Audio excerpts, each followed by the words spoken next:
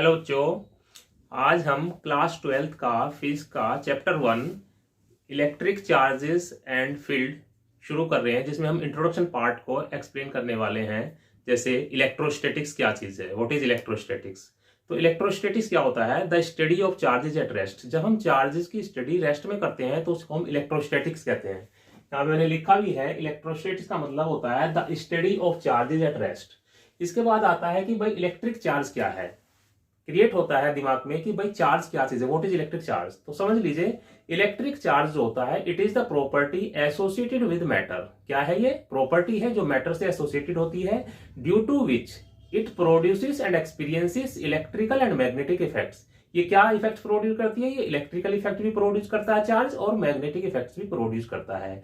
कैसे? जब charge rest में होता है तो ये इलेक्ट्रिकल इफेक्ट प्रोड्यूस करता है, जिसको बोलते हैं हम इलेक्ट्रोस्टैटिक्स।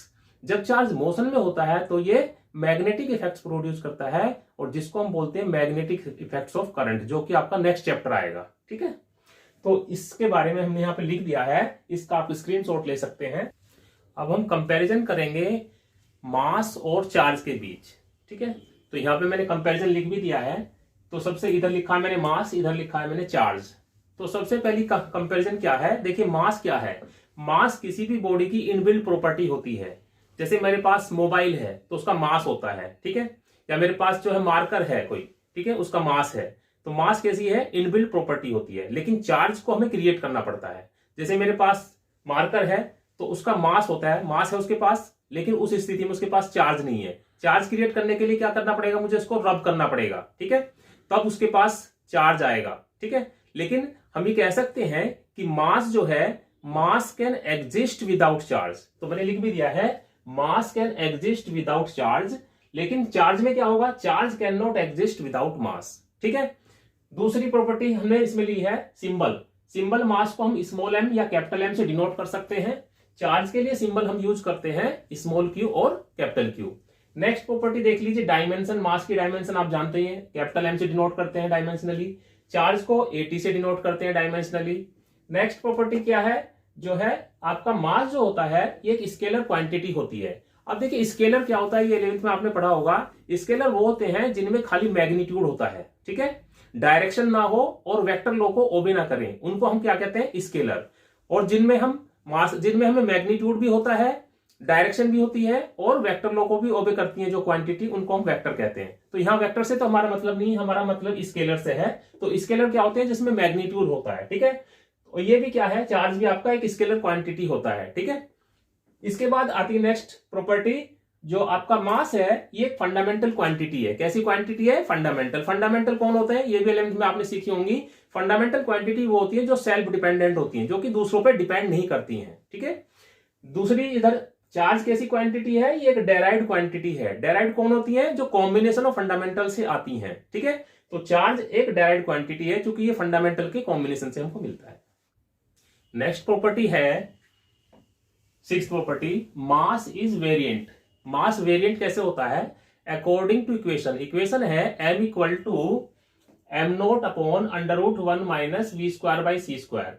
तो जब ये मास, जब वेलोसिटी जो है ऑब्जेक्ट की वेलोसिटी ऑफ लाइट के इक्वल हो जाती है, कंपेरेबल हो जाती है, तो यहाँ पे क्या हो जाएगा? 1 माइनस 1, और 1 में से 1 माइनस होगा तो 0। तो एम नोट बाई 0 क्या होगा? इन्फिनिटी। तो मास जो है उसका इन्फिनिटी हो जाता है, यानी कि मास वेरी करता है अकॉर्डिंग टू दिस इक्वेशन। तो मास कैसा है? वेरिएंट है, ठीक है।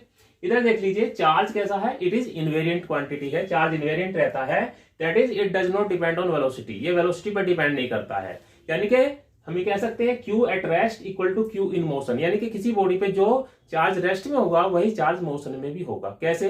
जैसे मान लीजिए किसी बॉडी पे चार्ज है, मान लीजिए 2 कूलम रेस्ट में, तो मोशन में भी 2 ही कूलम होगा, ठीक है। नेक्स्ट प्रॉपर्टी देख लीजिए, 7th प्रॉपर्टी है, mass is not conserve. Mass conserve नहीं होता है। कैसे हम एक्सप्लेन कर सकते हैं? आइंस्टाइन की इक्वेशन है E equal to mc square. तो इस इक्वेशन के accordingly sum of the mass can be converted into energy. कुछ मास क्या होता है? एनर्जी में कन्वर्ट हो जाता है, ठीक है। तो मास कैसा है? कंजर्व नहीं है। इधर देख लीजिए, चार्ज इज कंजर्व। चार्ज कैसा है? ये कंजर्व रहता है। हम एक एग्जांपल दे सकते हैं, जैसे 92 यूरेनियम 238 जब ये स्प्लिट होता है तो इससे मिलता है हमको 90 thorium 234 plus 2He4 alpha particle निकलता है। इन दोनों को मिलाकर के ये भी बन जाएगा दोबारा से। तो ये कैसा है? कंजर्व रहता है चार्ज हमारा, ठीक है। नेक्स्ट प्रॉपर्टी देख लीजिए, ये कहता है कि इट एग्जिस्ट, मास जो है exist in positive state only, mass हमेशा पॉजिटिव होता है, नेगेटिव नहीं होता है, ठीक है। चार्ज कैसा हो सकता है, it exist in both state, positive and negative. आपने को पता ही है कि चार्ज जो है पॉजिटिव नेगेटिव दो टाइप का होता है। जब किसी बॉडी से इलेक्ट्रॉन निकल जाते हैं, यानी कि इलेक्ट्रॉन मूव कर जाते हैं, ठीक है, तो उसमें क्या आ जाता है, पॉजिटिव चार्ज आ जाता है। इलेक्ट्रॉन ऐड हो जाते हैं किसी बॉडी में तो नेगेटिव चार्ज हो जाता है। इसीलिए चार्ज कैसा होता है, दोनों स्टेट में एग्जिस्ट करता है, पॉजिटिव और नेगेटिव स्टेट, ठीक है। नेक्स्ट देख लीजिए, इट इज एडिटिव, मास कैसा होता है, एक एडिटिव क्वांटिटी है, यानी कि टोटल मास जो होगा किसी भी बॉडी पे वो डिस्ट्रीब्यूटेड जो मास होगा different parts of the body पे उनका सम होगा, ठीक है। नेक्स्ट इधर देख लीजिए, ये कह रहा है चार्ज में भी इट इज ऑल्सो एडिटिव, यानी कि टोटल चार्ज जो होगा, एडिटिव मतलब होता है टोटल चार्ज किसी भी बॉडी पे जो होगा वो सम ऑफ होगा individual charges distributed on different part of the body के, ठीक है। नेक्स्ट प्रॉपर्टी देख लीजिए, mass is not quantized, mass quantize नहीं होता है, ठीक है, यानी कि मास जो है पैकेट की फॉर्म में नहीं होगा, बंडल की फॉर्म में नहीं होगा, किसी बेसिक वैल्यू का, यानी कि क्वांटाइज्ड नहीं है मास, ठीक है। इधर देख लीजिए, चार्ज क्या होता है, चार्ज क्वांटाइज्ड है, ठीक है, यानी कि पैकेट या बंडल की फॉर्म में हो सकता है बेसिक वैल्यू के, ठीक है। इसको हम एक्सप्लेन अभी करेंगे नेक्स्ट आगे देखिए। नेक्स्ट है ऐसा यूनिट जो है मास की क्या होती है, केजी होती है। इधर हम देख लेते हैं, ऐसा यूनिट ऑफ चार्ज की क्या होती है, कूलाम होती है। तो ये बेसिक हमने कंपैरिजन बताए हैं। इसी की कंपैरिजन के साथ साथ मैंने इसमें ही एक्सप्लेन कर दिया है प्रॉपर्टीज ऑफ चार्ज को। अगर आपसे अलग से पूछता है आपको what is properties of charge, तो आप लिख सकते हैं चार्ज इज इनवेरिएंट, एक प्रॉपर्टी ये हो गई इसकी। दूसरी charge is conserve, charge conserve होता है, ये बता सकते हैं आप। इधर देख लीजिए, चार्ज इज एडिटिव, ये बता सकते हैं एडिटिव प्रॉपर्टी चार्ज की। Next, charge is quantized, charge quantized होता है। तो ये मैंने प्रॉपर्टी भी साथ में ले लिए कंपैरिजन के साथ साथ, ठीक है। तो इसको आप नोट डाउन कर लीजिए।